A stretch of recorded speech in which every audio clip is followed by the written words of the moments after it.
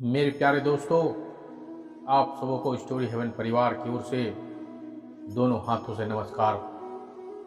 दोस्तों, आज का वीडियो शिक्षा का महत्व के ऊपर बताया जा रहा है।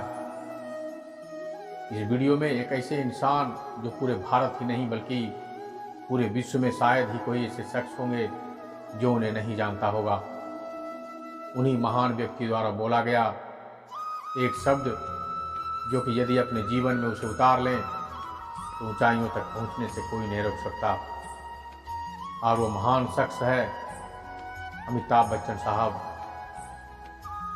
उन्हीं की जुबानी आज हम वीडियो के माध्यम से आप सबों के बीच प्रस्तुत करने जा रहा हूं।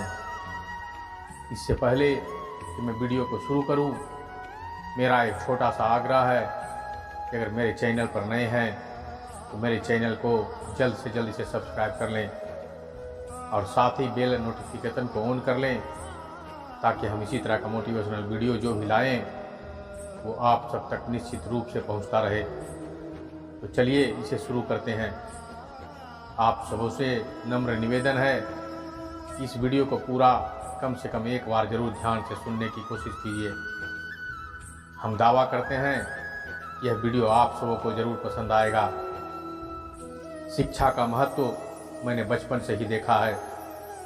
मेरे माता पिता का मानना था कि ज्ञान वो इन्वेस्टमेंट है जिसका डिविडेंड यानी मुनाफा जीवन के अंत तक मिलता रहता है। बड़े बड़े गुरुजनों का, साहित्यकारों का हमारे घर में आना जाना होता था। उन्हीं के बीच बैठकर उनसे बहुत कुछ सीखने का मुझे सौभाग्य भी प्राप्त हुआ।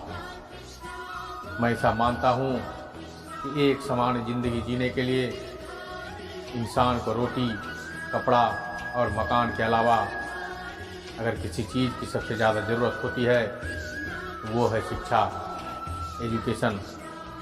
आपके पास यदि धन है तो आप उसे गोल्ड में कन्वर्ट कर सकते हैं। धन हो या सोना, दोनों के कम होने या खो जाने का डर भी हो सकता है। या इसे समझें कि किसी के पास अपार धन संपत्ति है और उनके दो भाई या दो लड़के हैं तो दोनों में धन की बंटवारा कभी न कभी करनी पड़ सकती है। और अगर दोनों के पास अपनी अपनी बुद्धि, विवेक और ज्ञान अलग अलग है तो वह कभी नहीं बंटवारा हो सकती है। यानी कि दूसरे शब्दों में कहें कि धन यानी लक्ष्मी का बंटवारा हो सकता है, लेकिन ज्ञान यानी कि सरस्वती का बंटवारा कभी नहीं होता है। तो यही धन अगर हम नॉलेज में कन्वर्ट करते हैं तो वह कभी कम नहीं होगा और ना ही उसकी चोरी या बंटवारा हो सकती है। इसलिए मैं समझता हूँ कि शिक्षा के प्रति जागरूकता बढ़ाने के लिए महिलाओं और बेटियों को शिक्षित करना ये बहुत ही आवश्यक है और इस अभियान में मैं अपना योगदान देता रहता हूँ।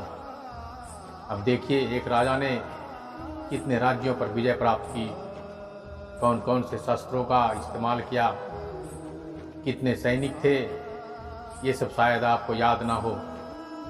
पर जीरो की खोज किसने की, बल्ब का आविष्कार किसने किया, राष्ट्रगान किसने लिखा, मोथेलो मैकबेथ की रचना किसने की, ये आपको जरूर याद रहेगा।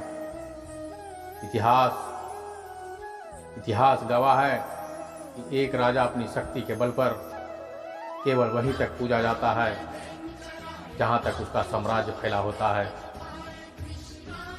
वो केवल अपनी प्रजा का प्रिय होता है, पर अपने ज्ञान की कृति फैलाने वाले Albert Einstein, William Shakespeare, Rabindranath Tagore सिर्फ अपनी जन्मभूमि में ही नहीं बल्कि पूरे विश्व में उसे जानते हैं। संपूर्ण मानव जाति के लिए तो प्रेरणा स्रोत हैं। इसलिए आप सबसे मेरा आग्रह है कि सीखते रहिए। ज्ञान का धनी व्यक्ति हमेशा ही सम्मान और आदर योग्य होता है, क्योंकि ज्ञान वो कवच है जो आपके जीवन में आने वाली कठिनाइयों से रक्षा करेगा। फिर किसी भी शस्त्र की आपको आवश्यकता नहीं होगी। अमिताभ जी की ही अगली भाग है। जीवन पथ जटिल है, काल चक्र कठिन है, पग पग पे भेदभाव है, रक्त रंजित पांव है, जन्म से किसी सर वंश की छांव है, झूठ के रथ पे सवार डाकुओं का गांव है, किसी के पास है छल कपट, किसी को रूप का वरदान है। ये सोच कर मत बैठ जाइए, यह विधि का विधान है। बज रहा मृदंग है, यह कह कहा का अंग है। कि प्राण अभिशेष है, मान अभिशेष है। उठा ले ज्ञान का धनुष, एक कण भी और कुछ मांग मत भगवान से। ज्ञान की कमान पे लगा दे तू विजय तिलक कन कन पे। लिख दे तू यह गुलाल से कि रोक सकता है तो रोक ले कोई। हक छीनता आया है जो अब छीन के बता मुझे, अब छीन के बता मुझे।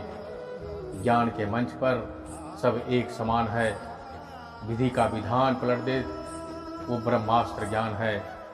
जो आज से वह ठान ले, यह बात गांठ को बांध ले कि कर्म के कुरुक्षेत्र में ना रूप काम आता है, न झूठ काम आता है, न जाति काम आती है, न बाप का नाम काम आता है। सिर्फ ज्ञान ही आपको हक दिलाता है।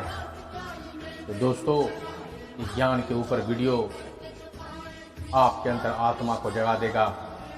इसे आप एक बार ध्यान से ज़रूर सुनने की कोशिश कीजिए। तो ये मेरा वीडियो आपको कैसा लगा मुझे कमेंट करके ज़रूर बताइएगा।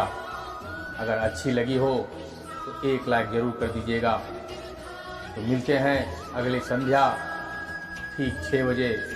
तब तक के लिए धन्यवाद, नमस्कार।